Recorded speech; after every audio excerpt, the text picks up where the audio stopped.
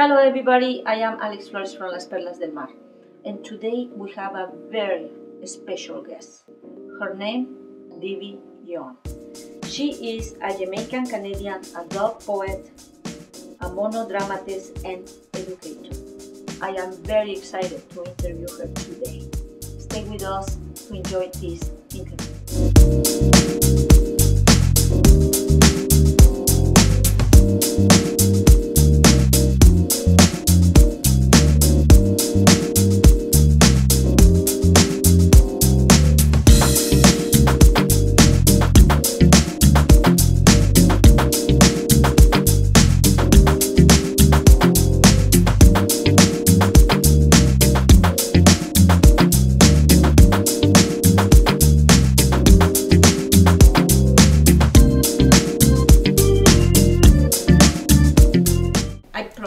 That we will have Debbie Young in our studio and our alternative news media, and thank you for your time. Thank you so much for having me. I'm so excited. and I was thinking like, oh, maybe she forgot the time, but no then way. I feel like she was busy doing something very special, and she was. Anyways,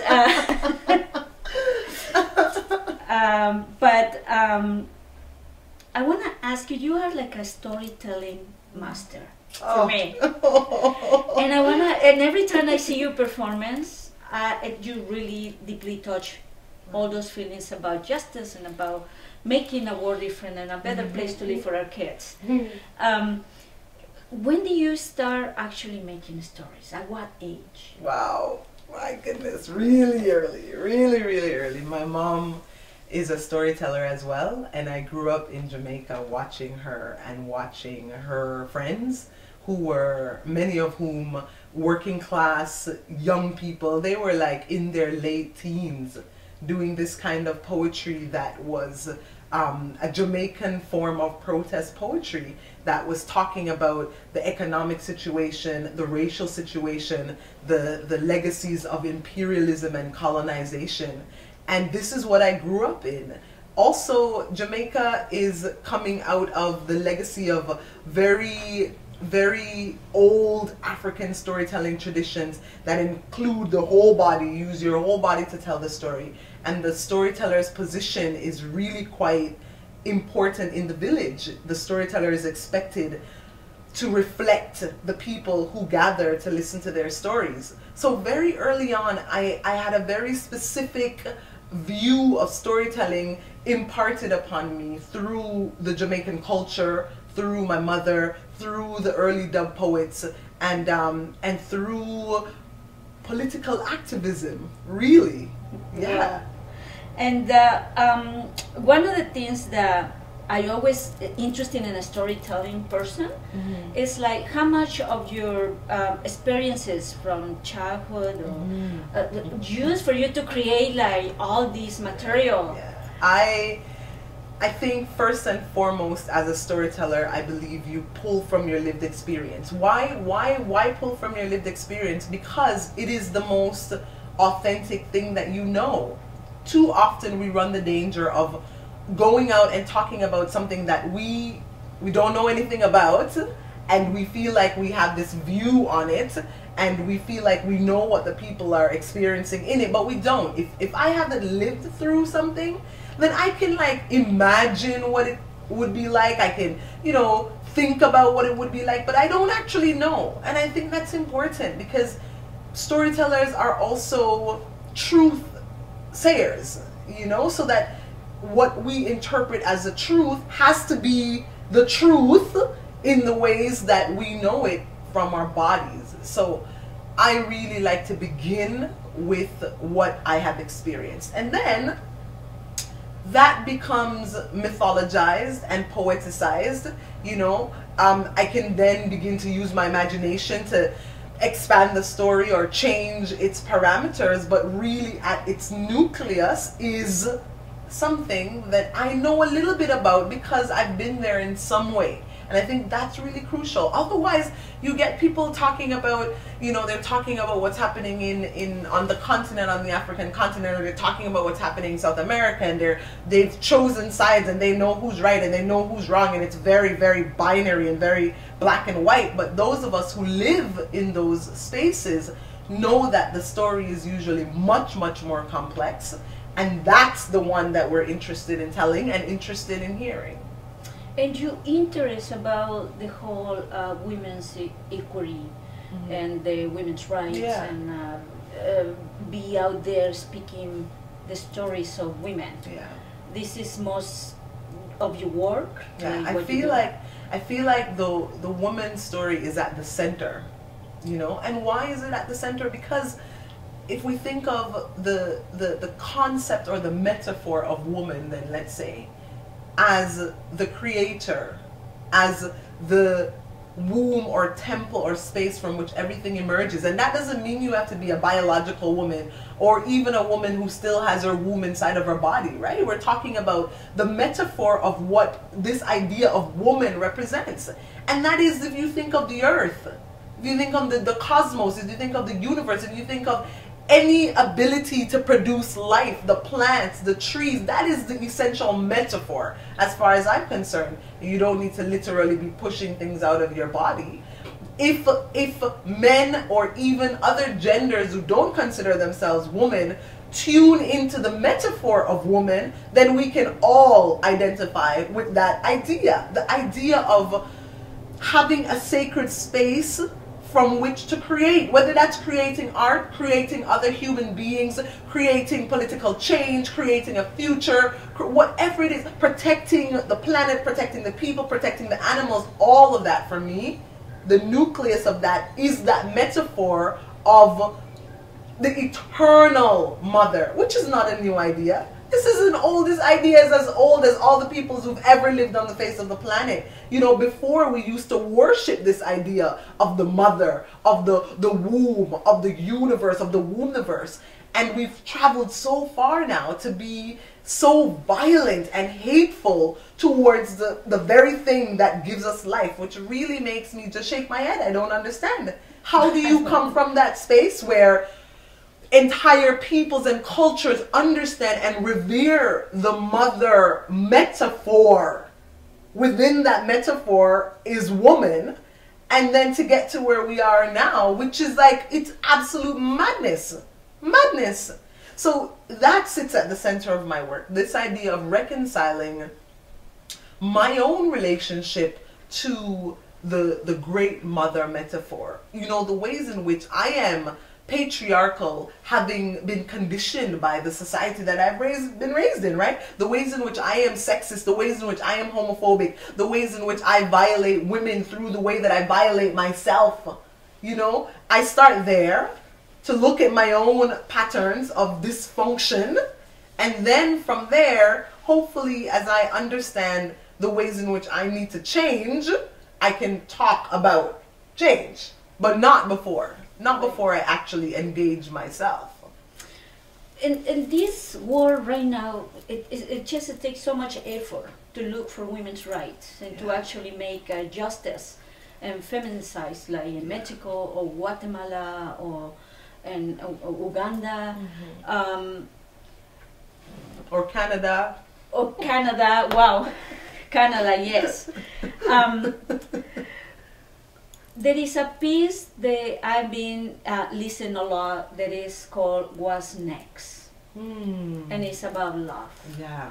And there is things that I remember from your piece about relearning, relearn to forgive, to be compassionate. Love is an I don't know, an act, something that we have inside that we can give. But at some point it stops us. Do you think that people is afraid to share love? Yeah, I think, oh man, I think we don't understand. I don't understand, I think about this idea of this beautiful idea, because it's really quite a precious idea, right? And so there's this thing called love, right? And if we're going to engage in this thing called love, then there are certain things that come with it. So being patient enough to give yourself and other people the time of day, you know. But I think about, but what if they're hurting you? what if they're poisoning the lakes? Mm-hmm. What if they're raping people? What if they're employing children and abusing them, right? So it's hard to grapple with that. How do you negotiate love in that regard, right? So patience and compassion, right? What if the other person doesn't really care whether or not you have compassion with them? What if they just want you to jump off of a cliff and die, you know? And so I think about that as well. And I think about this love, this idea of serving humanity. But what if humanity doesn't want you to serve it and it's quite fine on the road that it's on, you know? So then what? What do you do? So these are the questions I ask myself, right? But I have to admit that at the end of the day, the idea of love wins over all of those questions. Like, I'm still at the end of the day, I'm like, no, but it must be possible. That's what I'm left with at the end of the day. So like, my rationale is on a whole other side. My rationale tells me, this is absurd. This is absurd. The world is quite fine the way it is, you know? And then there's this other side that's like, well, I'm not quite fine with the way it is. I'm not quite fine. And if I'm not quite fine, then what does that mean for me? Does that mean that I do something? Okay, then what it is that I need to do, you know? Okay, and then that question leads me back to myself. What am I not fine with in my own life? And what am I willing to try to address what I'm not okay with? And that's where I'm at, you know? And that's really how I'm negotiating this idea of love, that if I look at my own life and I look at the areas where I need to grow immensely, and then I look outside of my life and I look at the world, the areas are similar. The areas in which I need to grow and the world needs to grow are similar. So then, okay, I'm completely implicated. And the only lens through which I can look right now is a lens of love, because I'm learning to love myself. And therefore I'm learning to love the world with all its impracticalities and all its violence and all its just like the things that I completely don't understand, which again mirror the things that I don't understand in my own body. You know, sometimes I say things, I'm like, what? Where did that come from? What are you saying? You know, sometimes I like act out in certain ways towards my children, and I'm like, there's like another debate here looking, going like, what's that? You know? So it's incredible to see how we are the microcosm of this world that's full of so many issues. 2 years ago, I went to the Tarot room to watch this performance that I came out and I went that night and I went to Facebook and I say, best performance by monodramas Divi Young I had ever see. I remember you did a like and that one. I was like, oh my God, I couldn't even ask you a question because I was open mic for the audience, right? And my partner was like, you're from Mexico, you're an activist, ask her a question. And I'm like, you know what, I'm also a person of color, and to ask her something, I mean, she has, for me, she said so much. For the audience that needs to really, I need it too, but there's other audience that they need to know about other things other than Canada, right?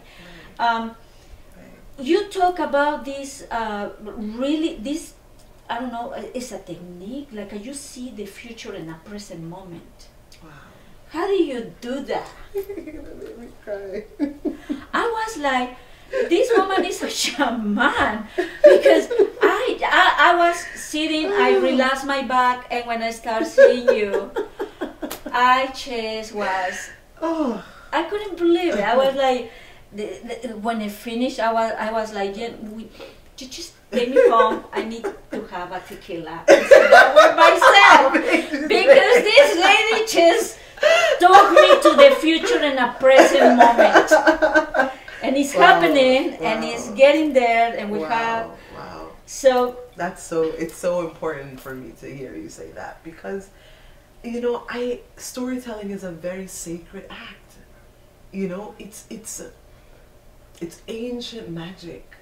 And I get so emotional about it because what makes it work, right, is when you gather together in a space together, any space, a living room, a street corner, a theater, it doesn't matter where you gather. If you gather and your storyteller is in a deep place of offering and you are in a deep place of offering, the potential is limitless, which makes me think of the potential for revolutionary change through gathering to listen to each other actively as we speak from a place of truth. And that's what storytelling can offer. Storytelling can give us the opportunity to say, okay, for a moment, I'm going to agree to actively listen to you. And while I'm actively listening to you, I am silent and I'm actually just tuning in to your vibrational level. And I'm trusting that what you're saying is your truth, that you're not trying to manipulate me, that you're not trying to get one over me, and that's why I'm going to give you my time of day. Don't abuse it. I'm going to listen. And that's what we do when we walk into a theater. We're like, okay, I'm going to listen. I hope that what you're doing is goodness. Because if not, what ends up happening is we hurt the people who come into the storytelling space. If you look at art making in the world right now, whatever we consider to be popular culture, and what does it do to the people? The young women, the young men, the older women, the older men, everybody, doesn't matter. When we tune in and we listen to that, we put on our headphones and we're listening, and our spirits are getting assaulted. And we end up feeling less than we did before we started participating in that work. And oh man, that just, it breaks my heart, but at the same time, I don't live in that space, you know? I don't live in that heartbroken space, because at the same time, the reality is there's all kinds of other artists and activists and teachers and all these people who participate in other storytelling forms that are about active listening. I try to focus on that. For my own self, I treat it, I try to treat it sacredly. I try to speak from a place of truth. And I try not to do things that I wouldn't want a storyteller to do to me. Where you go into the storytelling space and you feel like you're being clobbered over the head. Or you go into the storytelling space and you feel like you're being violated, like repeatedly. Or you're being triggered and then there's no way to hold you afterwards. Or you go into the storytelling space and you're looking at the story and you don't see yourself, not even for a moment. When I write, when I create, I think about all of those things. All of them. And the process, I have a very specific process that comes out of the same community that I was talking about. Dub poetry comes out of my mother's work, comes out of activism and anti-oppression theory, and it comes out of everything, right? So in that way, it's not original. But I follow these 8 principles. Self-knowledge, who am I, how am I, what is my purpose? I ask myself those questions every day. Every single day. Just to help me to stay centered, you know, and grounded and open, you know. And then orality, what stories have I been told? What stories do I retell? What stories do I reject? What stories do I project through what I'm saying, through how I'm behaving? Like when I do those behaviors that are like problematic, I've got to ask myself, which storyline is that one tied to? Because it's tied to some kind of storyline that I've picked up somewhere. And then rhythm. What's my personal ecosystem? Like how am I structuring my day so that I'm actually holistically balanced? And none of this is perfect, right? These are just like ways to help me to come back to center when I'm like out there. And then political content and context. How does the ways that I'm identifying and the things that I'm saying in the story, how does that impact the community out there? Because you have to consider that if people are coming into the space to listen to you talk, you know? And then language of communication. how am I communicating with my body? Like, am I doing this or am I doing this? Even with the difficult things that I'm talking about, what kind of feeling do you feel when you experience a story? Do you feel like there's a wall, or do you feel like there's a river? Those are two very different things, you know?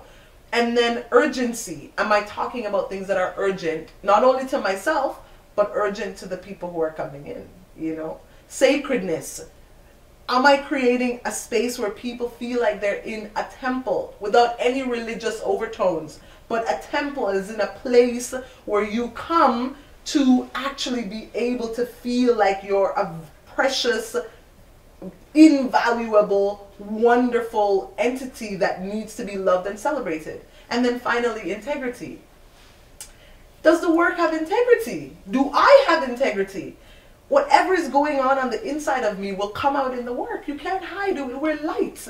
We're all light. It's all light bouncing off of itself. So whatever is going on in here, no matter what I'm saying to you, your heart will tell you whether or not I'm coming from a place of integrity. You know, those principles are the principles that I actually follow. Like, I actually try to follow, you know, and I actually try to grow deeper into them as I become older. Yeah. And that's why we connect, many of us, with those principles. Yeah, they're old. Yes. They're old. They're going back to the basic, natural world that we came from, right? That's why it's this connection. Yeah. And that's why you perhaps has wake up so many conscious, and you are where you are right now with your work. Very recognized around the world. And I know you're going to be tomorrow at the conference, Feminist Art Conference. What are we going to hear from Debbie tomorrow? Oh my goodness, I've been thinking, what is the most urgent thing that I need to say? There's like so many things to say. A part of the way that I work in my storytelling is I really try to listen, you know. So some people have a process where, like, for weeks before they're writing their speech and writing and rewriting and rewriting. I don't work like that at all. I rely on spirit, like 100%, you know. Much of my poetry is already inside of my body. Like, I try to learn my work so that it's memorized, you know, so that I have it. And then I try to think about, when I get into a room, I will often do this. When I get into the room, I will feel the energy of the room, and that will tell me where to go and what to say. And I come from a long tradition of oral storytellers, so I do best when I speak freely.